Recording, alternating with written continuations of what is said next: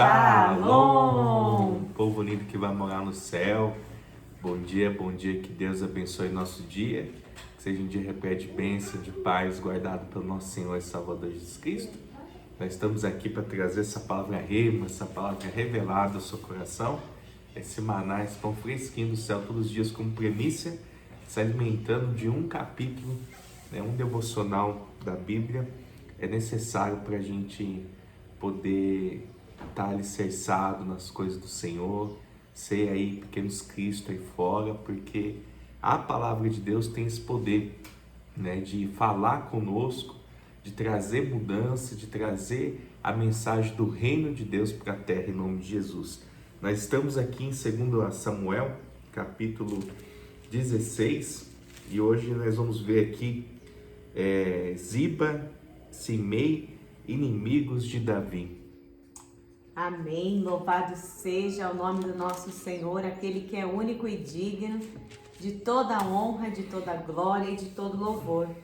Diz assim o texto: tendo Davi passado um pouco além, dobrando o cimo, eis que Mefibosete, com 2 jumentos albardados, servo de Mefibosete, Ziba, servo de Mefibosete, com 2 jumentos albardados e sobre eles 200 pães, 100 cachos de passas, 100 frutas de verão e um odre de vinho. Perguntou o rei a Ziba: que pretendes com isto? Respondeu Ziba: os jumentos são para a casa do rei, para serem montados, o pão e as frutas de verão para os moços comerem, o vinho para beberem, os cansados no deserto. Então disse o rei: onde está, pois, o filho de teu senhor?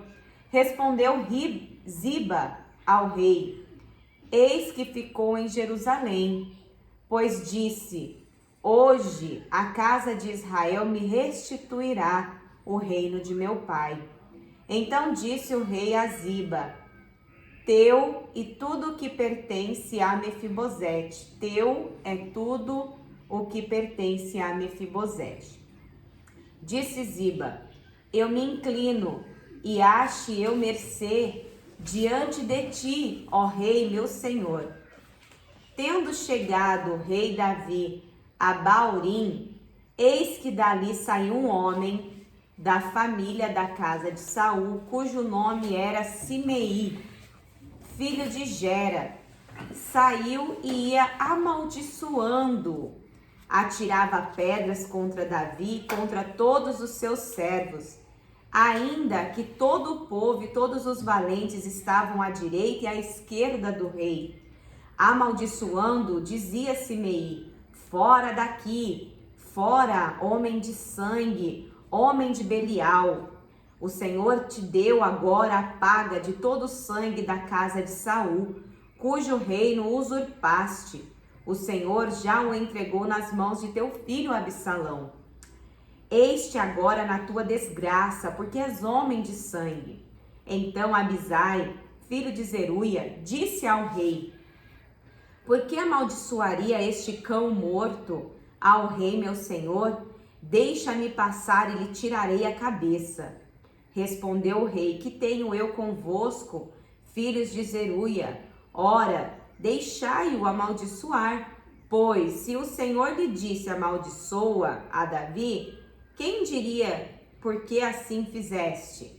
Disse mais Davi a Abisai e a todos os seus servos: eis que meu próprio filho procura tirar minha vida, quanto mais ainda este benjamita. Deixa-o que amaldiçoe, pois o Senhor lhe ordenou. Talvez o Senhor olhará para a minha aflição e o Senhor me pagará com bem a sua maldição deste dia. Prosseguiram, pois, o seu caminho, Davi e os seus homens, também Simei ia ao longo do monte ao lado dele, caminhando e amaldiçoando, atirava pedras terra contra ele. O rei e todo o povo que ia com ele chegaram exaustos ao Jordão e ali descansaram. Versículo 15. Uzai professa lealdade a Absalão. Tendo Absalão, pois, e todo o povo, homens de Israel, vieram a Jerusalém com ele Aitofel. Tendo-se apresentado Uzai, o arquita, amigo de Davi, e a Absalão, disse-lhe: viva o rei, viva o rei. Porém, Absalão disse a Uzai: é assim a tua fidelidade para com teu amigo Davi? Por que não foste com teu amigo? Respondeu Uzai a Absalão: não, mas aquele a quem o Senhor elegeu, e todo este povo e todos os homens de Israel, a ele pertencerei e com ele ficarei. Ainda mais a quem serviria eu? Porventura não seria diante de seu filho como servi diante de teu pai? Assim serei diante de ti. Então disse Absalão a Aitofel: dai o vosso conselho sobre o que devemos fazer. Disse Aitofel a Absalão: coabita com as concubinas de teu pai, que deixou para cuidar da casa, e em ouvindo todo Israel que te fizeste odioso com teu pai, animar-se-ão todos os que estão contigo. Armaram, pois, para Absalão uma tenda no eirado, e ali à vista de todo Israel, ele coabitou com as concubinas de seu pai. O conselho que Aitofel dava naqueles dias era como resposta de Deus a uma consulta. Tal era o conselho de Aitofel, tanto para Davi como para Absalão. Louvado seja Deus, né? A gente vê aqui essa perseveridade, né, de Zimba no início do contexto. Ele que era servo de Mefibosete, neto do rei Saul, e ele leva essa mensagem para o rei, dizendo que praticamente Mefibosete tinha a intenção, né, de estabelecer o seu reinado ali, né? Agora, como ele era descendente ali de Saul, ele deu a entender para o rei que havia uma traição, e na verdade não era isso, né? Ele contou ali uma mentira, né, para se favorecer para o lado do rei, e o rei acreditou nessa história de Ziba. No entanto, que falou: a sua terra, a terra de Mefibosete, será sua. Só que a gente vai ver aí nas cenas dos próximos capítulos, né, que a mentira, né, por mais que ela seja contada assim de uma forma que venha, né, realmente encher os olhos das pessoas, as pessoas venham acreditar nessa mentira, um dia ela é revelada, né, e nós vamos ver o que é a consequência disso. Mas a gente vê aqui também o que é a pessoa ser instruída, né, por uma pessoa que não tem veementemente a presença de Deus. No caso desses Aitofel, né, você vê a instrução que eles passaram para Absalão, né, de que se deitar, terrível, né? se deitar ali com as concubinas do seu pai, né, e a intenção do coração desses homens, como eles são malignos, né? Como que não é fácil, imagina como que não era fácil para Davi verdadeiramente ser rei em Israel, porque ele estava cercado de pessoas maldosas, né? Tanto da parte da família, quanto ali as pessoas que estavam ao seu redor e servindo com ele. É por isso que, né, a gente vê em histórias, né, em contextos assim, muitos reis maus, né? Por que eles são maus? Porque eles sempre estão desconfiados de todo mundo, de todos os seus volta. De um monte de gente que só quer roubar, usurpar o trono, né? Aqui a gente vê também Simei, né? É interessante, porque as pessoas, elas se aceitaram Davi, mas a gente vê na postura de Simei que ele tinha um sentimento de rejeição. Então, por mais que eles aceitaram ali, foi uma coisa que muitos que eram a favor de Saul ficaram com aquele sentimento. Não aceitar, mesmo sabendo de tudo que aconteceu, da perseguição de Saul. As pessoas são obstinadas. Quando a pessoa ela fica obstinada numa verdade, num algo, não tem quem faça a pessoa mudar. Porque tudo vai daquilo que você acredita. Você precisa acreditar que Deus, né, tá no negócio, e você precisa fazer com que aquilo se torne uma verdade para você na sua vida. E Simei aqui, ele demonstra que ele não estava satisfeito, porque olha só, Simei, um parente de Saul, não escondeu sua alegria com a queda do rei, que havia ocupado o lugar de sua família no trono. Ao chamar Davi de homem sanguinário, o responsabilizou pelo assassinato de Abner e de Isbosete.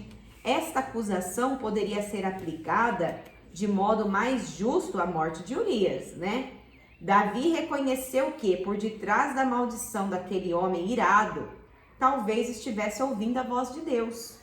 Sujeitou-se à correção merecida, mas esperou a misericórdia e a bondade de Deus. Então, por mais que aquele homem, né, tivesse ali, você vê,